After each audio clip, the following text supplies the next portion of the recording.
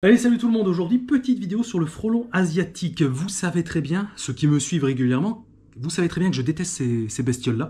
Mais là, on va se faire un nid de frelon asiatique parce que c'est chez mon tonton. Voilà. Et forcément, dès que ça touche à la famille, il faut intervenir. Alors, regardez le nid de frelon, je vous montre. Ensuite, on va s'équiper. Bien évidemment, je ne vais pas y aller comme ça, je suis pas taré. Le nid de frelon, on va observer, il est dans le petit nichoir. Je veux dire, la cabane à oiseaux, le petit nichoir. C'est là-dedans que ça se passe, ok? Ça tape des allers-retours et d'après ce que j'ai vu, hein, voilà, ça s'apparente à des frelons asiatiques. Bon, ce qu'on va faire, bien évidemment, parce que je ne suis pas totalement cinglé, je vais m'équiper, combinaison, j'ai chaussures de sécurité, gants, casque, visière, on met la totale et on y va. Bon, me voilà totalement vêtu, vêtu de mon plus beau costume. Là, je suis protégé, là, je suis vraiment protégé, j'ai la visière, j'ai tous les gants, tout ce qu'il faut. On va aller voir ça d'un peu plus près. Je vais prendre la fameuse poudreuse Birchmeier professionnelle, DR5. Pour les pros qui souhaitent s'équiper correctement, n'hésitez pas, vous regardez dans la description, je vous mettrai un lien où vous pourrez vous le procurer. Alors, pour l'instant, je la laisse là. On va regarder d'un peu plus près. Donc c'est ce fameux nichoir là. Hop, je vais rapprocher. Toujours l'avoir sous la main quand même. Voilà, je mets la pression. Hop, à l'intérieur, il y a une poudre insecticide qui est destinée bien évidemment à éliminer les insectes, notamment les frelons asiatiques, les guêpes. Alors, elles sont là. Et ça rentre. Déjà une activité. Je vais placer mon escabeau de manière sécurisée maximum pour éviter une chute, parce que limite c'est le plus grand danger ici. Vous voyez, ça se passe là-dedans. Alors, il y en a un qui est sorti. Alors là, je suis assez embêté. Pourquoi? Parce que le nid est à l'intérieur et j'aurais bien aimé poudrer, mettre le produit directement dans l'entrée du nid. Là, on voit.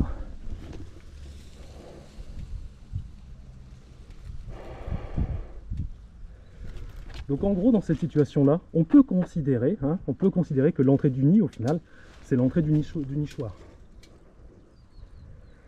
Donc on va pouvoir poudrer directement à l'intérieur. Ah, ça y est, il y en a un qui sort. Allez, c'est parti. On va voir ça. Hop. On va poudrer un petit peu à l'intérieur du nichoir. Et ensuite on va se reculer pour voir un petit peu comment ça sort, ou pas d'ailleurs.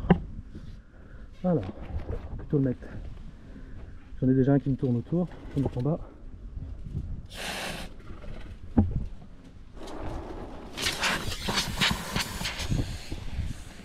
Hop, un petit peu de poudre, je descends. On va regarder ça maintenant. Je vais en mettre un petit peu parce que j'en ai mis très léger, c'était plus pour voir un petit peu. À mon avis, j'en ai pas mis assez. On va pouvoir remettre un petit coup quand même. Ouais, vous voyez, c'est très léger, mais ça sort. Il y en a une qui est un peu poudrée. Mais pour moi, c'est trop léger. On va remettre un petit coup comme il faut. J'ai chaud à mort. C'est très chaud. Hop, allez. On va repoudrer un peu plus quand même. J'ai été trop timide.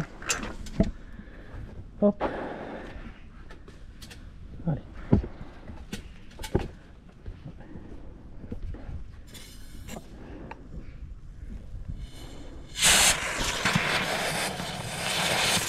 Là, c'est bon. Allez. On descend. On pourra regarder un peu plus. Là, à mon avis, ça sort. J'ai même trop poudré. J'ai même trop poudré là. Mais bon, pour le coup, c'est pas trop grave. Parce que moi, ce qu'il faut savoir, c'est que j'utilise de la poudre à base de pierreître végétale. Systématiquement, j'utilise ça. Au moins, c'est sûr. Regardez, par exemple, là, j'en ai mis un peu sur les végétaux, mais c'est pas grave puisque c'est du pierreître. Donc au moins, on est tranquille pour la préservation de l'environnement, au moins. Hop. Là, vous voyez, systématiquement, là, les frelons n'osent plus rentrer. Hein. Mais il y en a qui vont quand même rentrer, ils vont prendre la poudre. Elles vont prendre la poudre sur elles et elles vont se contaminer comme ça. Et là ça sort, ça va crever. Là ça crève déjà un petit peu. Celui-là il avait l'air d'être balèze. On va le suivre un coup là. Ah. Il est gros celui-là, hein. À mon avis, ça doit être la chef. Il y a de grandes chances que ce soit la reine. La reine, elle n'est pas contente du tout là. Hein.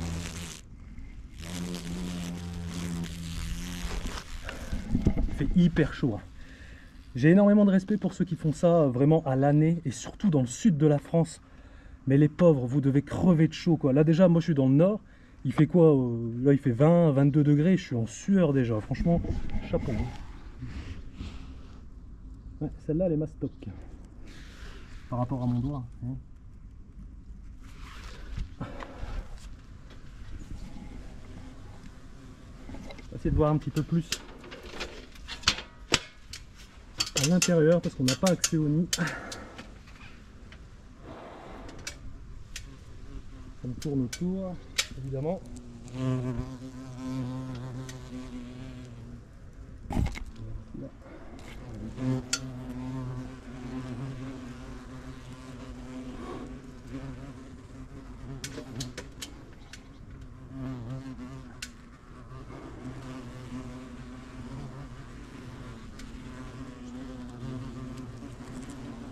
C'est vraiment un insecte que j'aime pas. J'aime pas, je le déteste, je le hais. D'ailleurs, il ne nous aime pas non plus. Hein. La preuve, là, mon tonton s'est fait piquer. Hein. Il a vraiment eu du bol. Il a vraiment eu du bol. Et heureusement, rien de grave. Voilà, il a bien supporté la piqûre. Il n'y en a eu qu'une seule, et heureusement. Mais potentiellement, ça peut être très dangereux, voire mortel. Il faut faire très attention. Regardez-moi ça.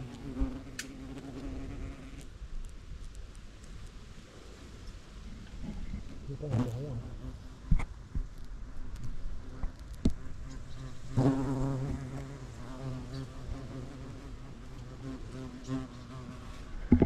Bon, là ce qu'il faudra faire c'est laisser le nid tel quel et on reviendra certainement, je pense dans 2 semaines, une semaine voire 2 semaines quand le nid sera totalement détruit, inactif. Je pourrai prendre le nichoir, essayer de le démonter proprement, pouvoir retirer le nid présent à l'intérieur et surtout désinfecter, voilà, laver, mais désinfecter ce nichoir pour une réutilisation. Voilà, et j'ai ma tati qui m'a demandé est-ce que tu peux regarder un autre nichoir s'il te plaît. Je vais aller jeter un oeil pour voir s'il n'y en a pas un deuxième, on sait jamais. Mais il est là. J'allais couper la caméra mais il est là. Bon, ah celui-là il est sympa, une petite porte, c'est plus pratique. Elle s'ouvre pas, c'est qu'on allait ici. Avec les gars. Ah voilà, hey, il est génial ce petit nichoir. Hop. Ah non, là il y a vraiment. C'est vraiment attribué pour un. Dessiné pour un oiseau, donc c'est vraiment nickel. Il n'y a rien du tout à part un escargot, mais bon ça on va le laisser tranquille. C'est un sec, c'est bon. Mais bon. Bon voilà, les mémères elles sont énervées, hein. C'est clairement énervées, voire moi je dirais pas forcément énervées mais déboussolées. Déboussolées ouais complètement quoi. Donc il n'y a pas moyen de pas l'ouvrir celui-là. Je demande à mon tonton, mais peut-être là en faisant ça. Non, ah, j'ai pas l'impression. Un peu dessus. Je sais que les frelons sont assez sensibles aux vibrations, ça les énerve, donc si je tape dessus, moyen que ça s'énerve. C'est très vicieux, c'est Gagne le drone, c'est des hélicoptères le truc. Bon ok, allez. On va les laisser. On va laisser faire le produit. Enfin, je veux dire faire le produit. Laisser agir le produit tranquillement, puis on reviendra un peu plus tard. Voilà, bon, mon avis c'est vraiment un petit nid. On verra quand je démonterai, quand je vais le démonter. Une petite news apparemment. Apparemment le nid peut s'ouvrir de cette manière-là, en dessous, en cliquant à l'aide d'un tournevis apparemment. On va voir si c'est faisable. Ah ouais, on va y aller mollo parce que, à mon avis, il y a de grandes chances que le nid soit derrière, bien évidemment. Mais je ne veux pas le Je ne veux pas le détruire. C'est toujours compliqué quand ils se foutent dans des endroits comme ça, c'est embêtant. Essayer sans forcer, sans rien casser. Je sens bien que ça va nous tomber sur la gueule cette histoire. Hop. Voilà, on va faire ça tranquille. Tranquillement. Je vais enlever comme ça. Ça me paraît peut-être fort coincé quoi, c'est fou. Qu'est-ce que c'est que ce nichoir de fou? Ah, faut que je réessaye avec le tournage. Bon. On va essayer de faire levier. Tant pis s'il tombe, la porte tombe, tant pis.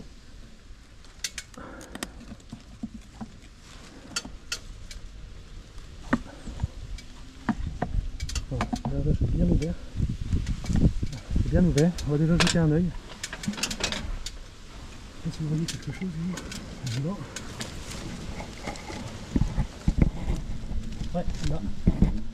Voilà, clairement là. Bon, on va voir ça. Au pire, je peux juste le lever comme ça, tu vois. Peut-être. Ah, c'est trop dur. C'est vraiment trop dur. My Giver. Ouais, écoute, on va le lever comme ça. Ça, si j'arrive à accéder au nid, ça me fait pas mal. Ah non, en fait, ils ont fait. Ah, ok. C'est des trucs pour les oiseaux à la base, ok. Le nid est pas très gros. Commence à avoir chaud là. Allez, on va enlever ça. Au moins, on va essayer. Bon voilà, de toute façon c'est le max. C'est le max. Et on voit qu'il y a beaucoup d'herbes en fait qui étaient destinées à accueillir les petits oiseaux quoi. Petits oiseaux, mais on voit qu'il y a un nid de guêpe, un nid de frelon au-dessus. On voit pas mal de mortes.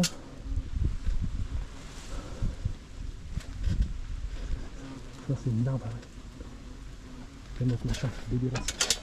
Pour la pêche, bonne grosse larve. Ça pour les araignées. Hop, dégage.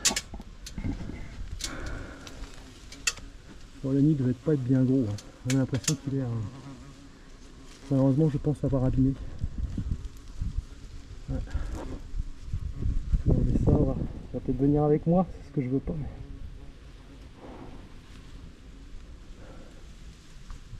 Non, tu vois, il n'y a rien. À part quelques larves ici. Mais pour moi, en fait, le nid est solidement accroché quelque part en hauteur. Donc on va pas insister. Dégage-toi. On va pas insister, on va le laisser comme ça. On va laisser faire le produit faire son boulot. Et on reviendra tranquillement dans une semaine pour aller chercher ce petit nid qui doit être certainement accroché en haut à droite ou en haut à gauche, peu importe. Bon, je viens d'enlever cette combinaison et je me suis mis à l'abri. Bon, petit nid, néanmoins mon tonton qui me regardait depuis la véranda m'a signalé que t'avais des frelons qui tournaient autour et t'en avais un dans le dos et tout. Mais c'est vrai qu'avec cette combinaison là forcément c'est fait exprès, c'est du matos de pro. Bon, j'ai rien senti, j'étais bien protégé, j'ai bien pris mon temps avant de tout vérifier. Par exemple, j'ai pris exprès des chaussures de sécurité et des bonnes chaussures, franchement elles sont costauds.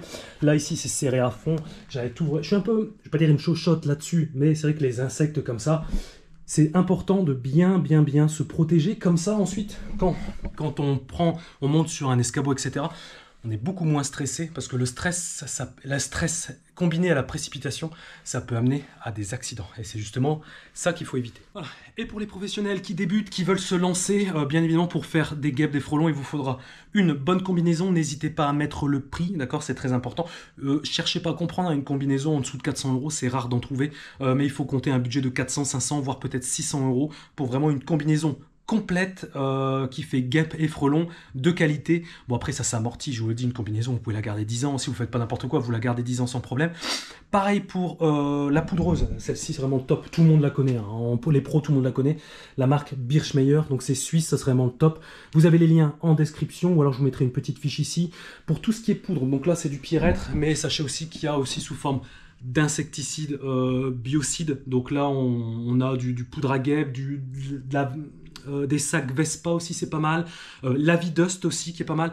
Si ça vous intéresse je vous mettrai tout ça en description, vous pouvez aller un peu regarder et vous faire votre propre avis. Voilà. Bon, sur ce je vous laisse, j'ai sauvé le tonton et c'est ce qui m'importe aujourd'hui. Voilà, allez je vous dis à très bientôt, ciao tout le monde.